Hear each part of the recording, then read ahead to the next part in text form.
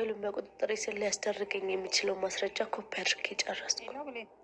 ብሌን አይደለም ልጅሽ ምግብ እየሰራች ነው። ስጨርስ ትደውላለች። ማለት የልጅ ስራዋ ህጻናት ማስጠናት አይደል እንዴ? ማ ብሌን ናት ህጻን የምታስጠና? ምሰራው ባክሽ ልጅሽ የቤት ሰራተኛ ጋር ነች። ብችን አለን በሞት ስትለያት ለማየት ምን ያክል እንደጓጓ ብታይ። ቦታሽን ማወቅ አለብሽ። ሙሉ ያምችና ቤቱን አስሩ። ብሌን አሁን ላይ ሁሉንም የቃል ኪዳንን ሚስጥር እያንዳንዱ ታውቃለች። ነገር ግን ቃልም እርግጠኛ ነበረች። ብሌን ከዛች ከጓደኛዋ ጋር ሆና እንግዲህ ከጎዳና ተዳዳሪ ጓደኛዋ ጋር ሆና የምታወራውን ነገር እንደሰማቻትና ሁሉንም ሚስጥር እንግዲህ ዝርግፍ አድርጋ ለጓደኛዋ ስታማከራት ብሌን እንደሰማቻት በእርግጠኝነት እንግዲህ ወዲያውኑ ደንግጣ ስለነበረ ብሌንም ወደ መኝታ ክፍሏ ነበረ ሩጣ በሩን የቆለፈችው። ይህን ባደረገችበት ቅጽበት እንግዲህ በእጇ ማስታጠቢያ ይዛ ነበረ።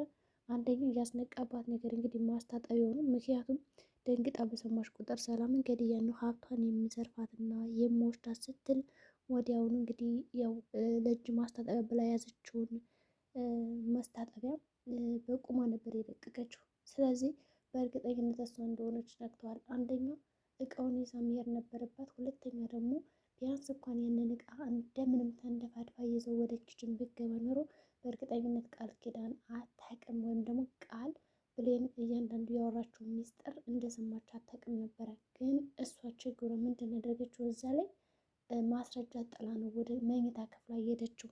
ብሌንም እንግዲህ መኝታ ክፍል ከገባች በኋላ ወይኔ አምላኬ ወይ ዛሬ ደግሞ ምን አይነት ሚስጥር ነው የሰማሁት? ይህ ነገር ውሸት ነው በለኝ እያለች እንግዲህ ያልሰማች ለማስመሰል ከራሷ ጋር ሙግት ይዛለች። ነገር ግን የሰማችው ነገር ደግሞ እውነት ነው። በቃ የሆነ ልምን አለመን ሁለት ልብ ነች። እንዴት ሊሆን ይችላል? አሁን በቃ ይች ቃል የሰላም ልጅ አይደለችም? እንዴት በዛ ላይ ስለምንድን ነው መግደል የፈለገችው የሚለውን እያንዳንዱን ነገር ውዝግብ ላይ ያሰበችም ነበረ።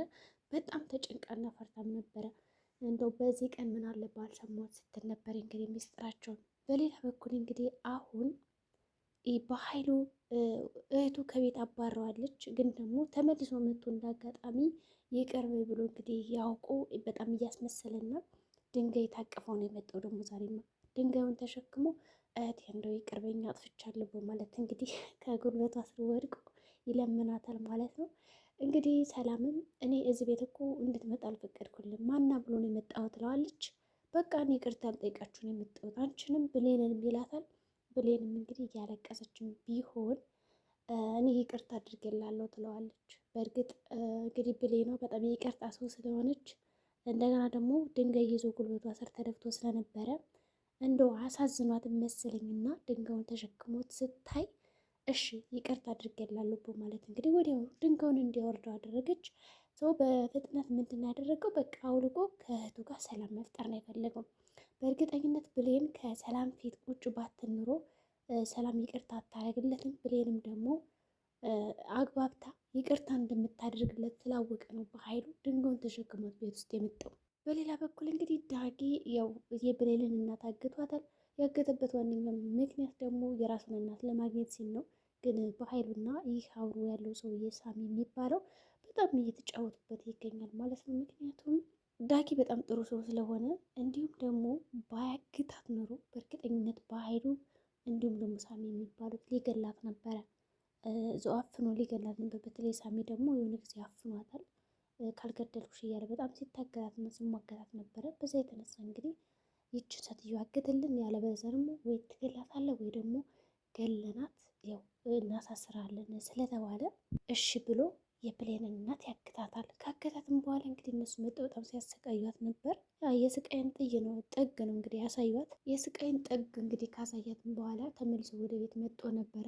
እንግዲህ የብሌን እናት ታማለች፣ በሽተኛ ነች፣ የአስም በሽታ።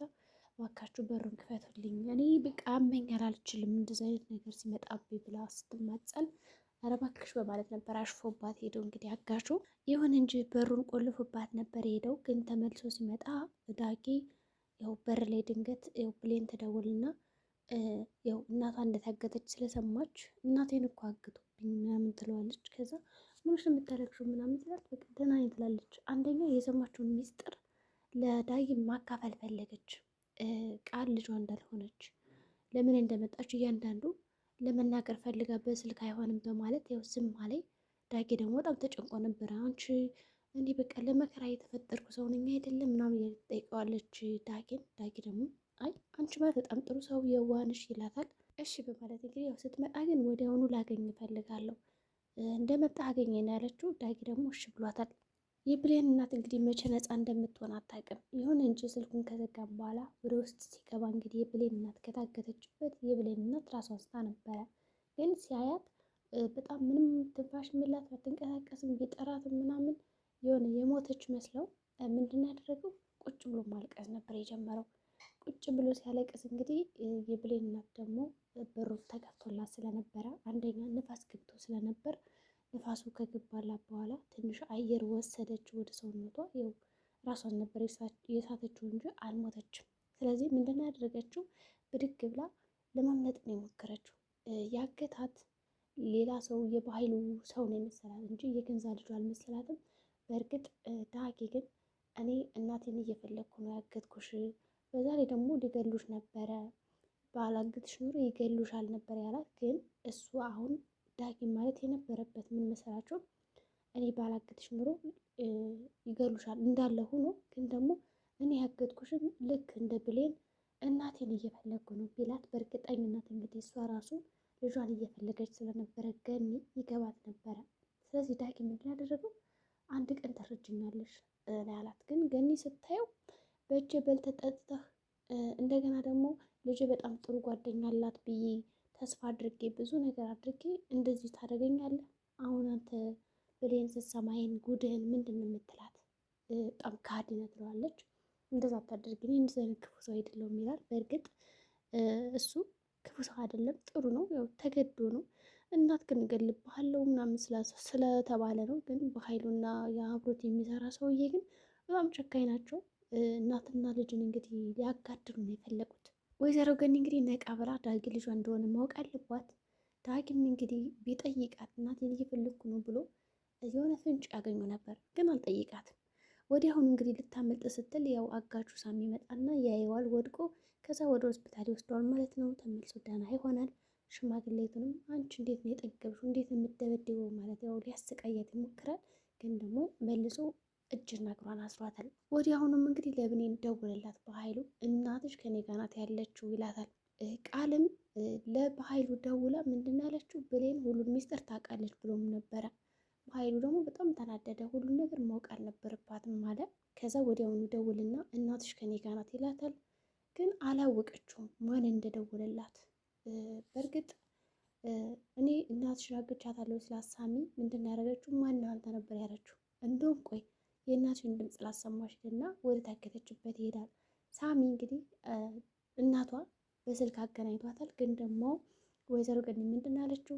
ልጅ ያገተኝ የምታውቂው ሰው ነው ብላ ፍንጭ ሳታታለች። ግን ከዚህ ጋር ምንም እየጠረጠረች አልነበረም። ዝም ብላ ታለቅሳለች ብሌን። ምክንያቱም ማንዳገታት ማጣራት ነው እንጂ የነበረባት ዝም ብላ ማልቀስ አይደለም። በእርግጥ እናታገት ሲባል በጣም ከባድ ነው ስሜቱ። ስለዚህ ሰው ማልቀስ ነው የጀመረችው። ማን እንደሆነ ራሱ አልገባትም። ድምፁን እንኳን በስልክ ለማጣራት አልሞከረችም። ቁጭ ብላ እያለቀሰች እያለ ቃል መታ ሁሉን ነገር ታውቂያለሽ፣ እናገራለሁ ትገልሻለሁ እያለች እንግዲህ ዛተችባት። ጥሩ ስሜት ላይ አይደለም ባክሽ ተወኝ እስኪ ምናምን ስትላት እንኳን አሰማም ነበረ ቃል። እንዲሁም ደግሞ ጓደኛውን ራሱ ምን ሆነሽ ነው ስትላት እንደሰ ተናዳ ይህ ሁሉ የሆነው እንደውም በአንቺ ምክንያት ነው፣ ነይ ውጭልኝ፣ ሁለተኛ ድርሽ እንዳትይ ከዚህ ቤት፣ ወደዛ ጎዳና ህይወትማ ተመልሼ አልመጣም ነው ያለቻት። እንግዲህ ጓደኛዋም እንዴ ቀጣይ ትመጣማ ሚስጥርሽን ነው ዝርግፍ ማረገልሽ እንጂ እንደዚህ ማመነጫጭቀሽኝ አቀሪም በማለት ጓደኛዋ እየፎከረች ሄዳለች። ሚስጥሯን እንግዲህ ትናገርባታለች ወይስ ደግሞ አትናገርባት? በእርግጥ ለሰላም ከነገረቻት በጣም አሪፍ ነው የሚሆነው። በኃይሉ ግን ሳስበው ጓደኛዋን ጨምሮ የሚያስፈራራት ይመስለኛል። ምክንያቱም ይሄ በኃይሉ የሚባል ሰውዬ በጣም ቀላል አይደለም። ለቃልም እንግዲህ ለምን ነገርሻት በማለት ጮህባታል። እንዲሁም ደግሞ ሲዝትባትም ነበረ። ቃልም እንግዲህ በኃይሉን እስር ቤት ወይም ደግሞ የእድሜ ልክ ጸጸት የሚወስደው ማስረጃ አላት። ያንን ደግሞ ኮፒ አድርጋ ይዘዋለች። በኃይሉ አሁን ያ ፋይል እንደጠፋ ነው የሚያውቀው እንጂ ከቃል እጅ እንደገባ አያውቅም። እንዲሁም ደግሞ ብሌንን ፈልጊና አምጪልኝ ብሏት ነበር፣ ግን እስካሁን አላገኘችውም። ስለዚህ ያ ፋይል ወደቀ ማለት በኃይሉ እስር ቤት ገባ ማለት ነው። እህቱ ታሳስረዋለች በእርግጠኝነት እሱ ስለሆነ የሚያጭበረብራት። እንግዲህ ዳጊም ተመልሰው ወደ ቤት ወዲያው እንግዲህ ተመልሶ እያወራት እያለ ግንባሩን ስታየው ብሌን በቃ አይዞ ምናምን ያለችው ቁስሉን አከመችለት ነበር። እሱም እሺ በማለት እንግዲህ በጣም ስለሚወዳት ይንከባከባታል። ምን ያደርጋታል። ከዛ እንግዲህ ወዲያውኑ ስልክ ይደወላታል። ይኸውልሽ የምልሽ ነገር ታረጊያለሽ፣ ያንን ቤት ለቀሽ ውልቅ ትያለሽ፣ ከዚህ በኋላ ሰራተኛ አልሆንም ብለሽ ተናገሪ። የሆነ ሰላምን በጣም አናዳትና አበሳጭታት እንድትሄድ ነው የፈለጉት። እሷም እሺ በማለት እንግዲህ ትዕዛዛቸውን ተቀብላለች። ለእናቷ ስትል ስለሆነ ሰው ቤት ራሱ የገባችው እሺ በማለት ነው የተቀበለቻቸው። እንግዲያውስ ወዲያውኑ ጓዝሽን ያዥና ውጭ፣ መኪና ላይ ይጠብቅሻል። ከዛ ያን መኪና ተሳፍረሽ ትሄጃለሽ። ወደ ግራም ወደ ቀኝ መመለስ አችም ነው ያሏት። ዳጊ ሊሄድ ነው በቃ እዚህ ቤት አልሰራም ስትለው ይሄማ ሊሆን አይችልም በማለት ነው እንግዲህ ያሰበው። ግን ዳጊ የሆነ ነገር አድርጎ ብሌን ወደ የትም ቦታ እንዳትሄድ ማድረግ አለበት።